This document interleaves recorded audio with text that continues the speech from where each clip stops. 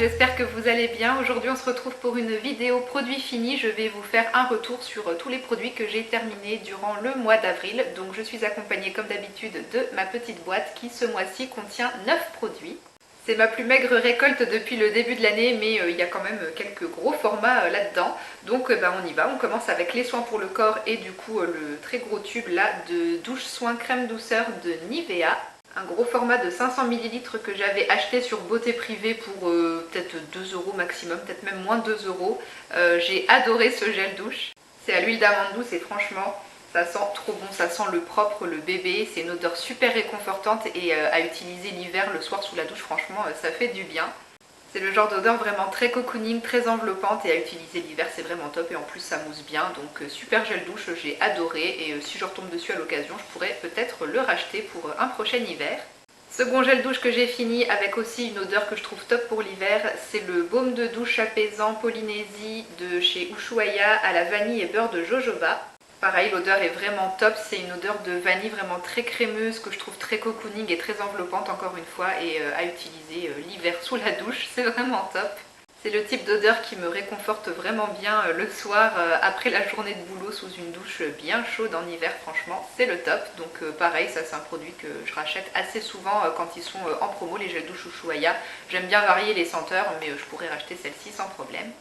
Ensuite j'ai utilisé un échantillon de l'eau de toilette Bloom of Rose Mon Guerlain de la marque Guerlain forcément. C'est une eau de toilette que je ne connaissais pas et je l'ai bien aimée, c'est le genre d'odeur que j'aime bien, c'est féminin, c'est floral, c'est frais, c'est pas entêtant. Il y a des notes de jasmin et de lavande qui pour cette version Bloom of Rose sont associées à la rose et au néroli.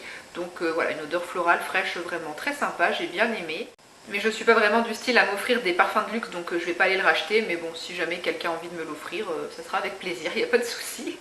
Dernier produit pour le corps et pour les mains en particulier, c'est la crème main douceur de chez Nocibé dans la senteur macaron framboise dans leur gamme Les Délices. Un tube de 30 ml que j'avais mis dans mon sac à main et que j'utilisais bien souvent à ma pause au boulot ou alors pour hydrater un petit peu mes mains en cours de journée.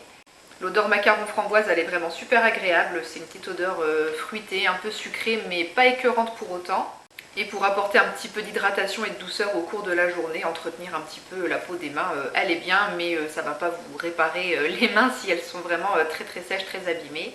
C'est plutôt le genre de petite crème plaisir qui est sympa à utiliser pour l'odeur et pour hydrater un petit peu ses mains au cours de la journée. Si on n'en met pas trop, ça ne laisse pas de film tout gras ou tout collant. Donc voilà pour cette crème pour la journée, elle est plutôt sympa à utiliser. Je pense pas que je vais aller la racheter, mais bon, si jamais j'ai l'occasion de réutiliser un tube, il n'y a pas de souci, ça sera avec plaisir.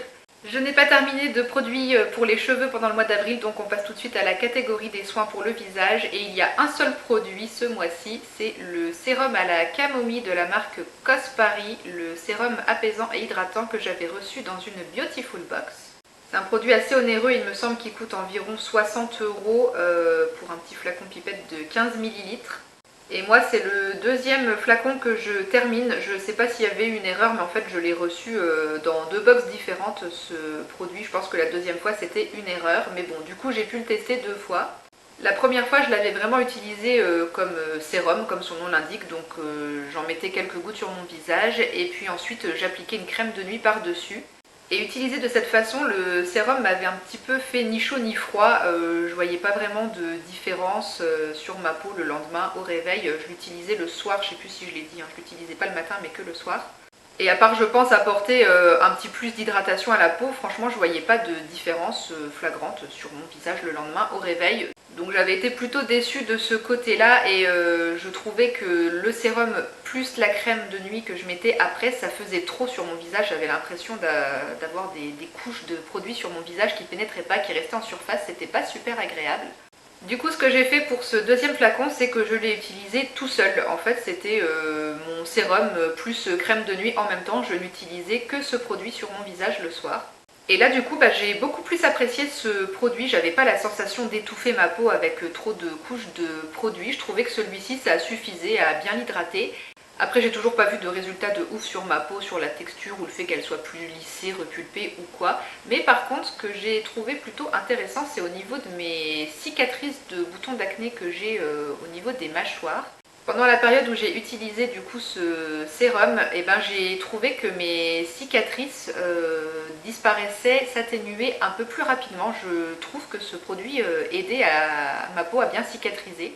Et les taches laissées par les boutons étaient, on va dire, moins moches et ouais, elles s'atténuaient un peu plus rapidement, j'ai eu l'impression.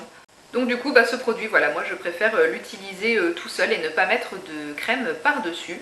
Donc voilà, mais c'est pas un produit que je rachèterai parce que comme je l'ai dit, il coûte environ 60 € et moi je ne mets pas ce budget dans un produit de soin visage, à part si vraiment les résultats seraient vraiment ouf et que je verrais clairement une différence. Mais là, bon, c'était sympa, mais sans plus non.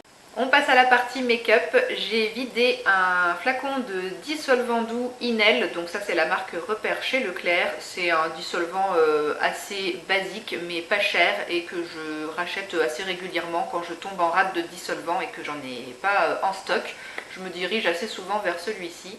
Il fait assez bien le boulot, il ne m'assèche pas trop les ongles, je trouve. Bon après de toute façon, quand j'utilise du dissolvant, je mets toujours systématiquement de la crème ou une huile pour hydrater mes ongles juste après. Mais je trouve que voilà, ça les assèche pas trop, ça fait assez bien le boulot. Pour le prix, j'en demande pas plus, il est bien.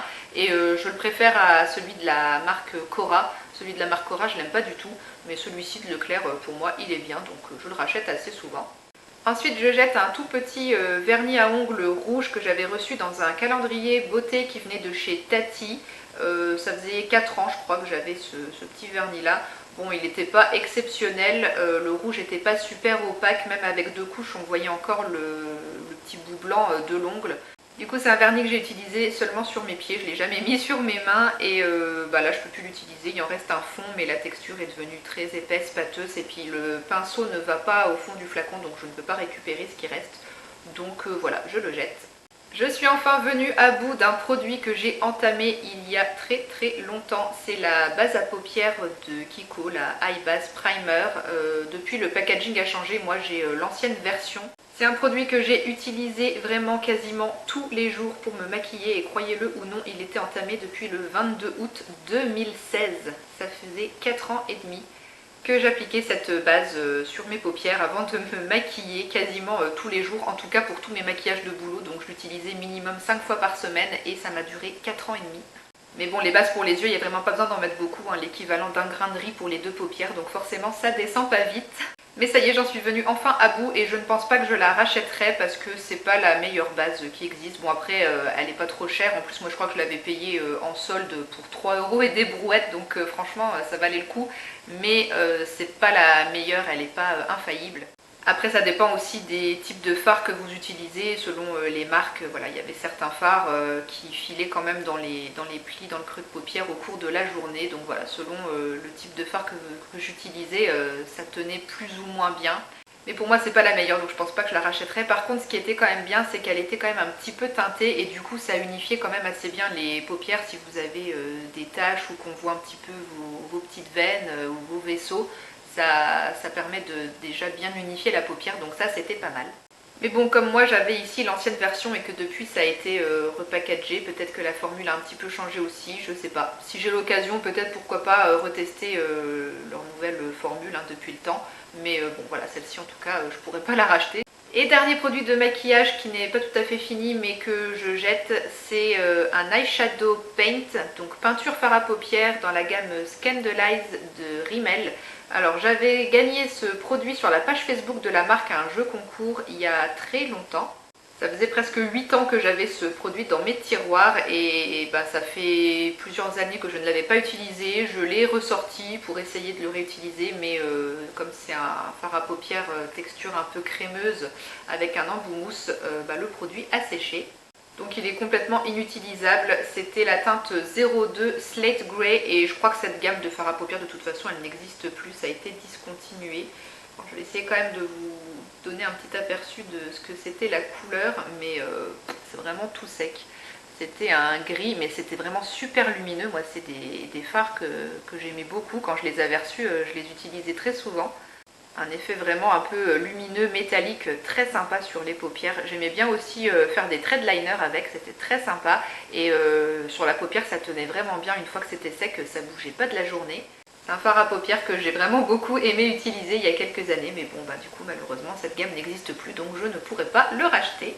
Voilà, j'ai terminé de vider avec vous ma petite poubelle beauté du mois d'avril. J'espère que la vidéo vous a plu, que les avis que j'ai pu vous donner sur les produits vous serviront.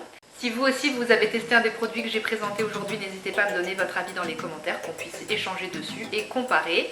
Et en attendant une prochaine vidéo, je vous envoie tout plein de bisous. Ciao!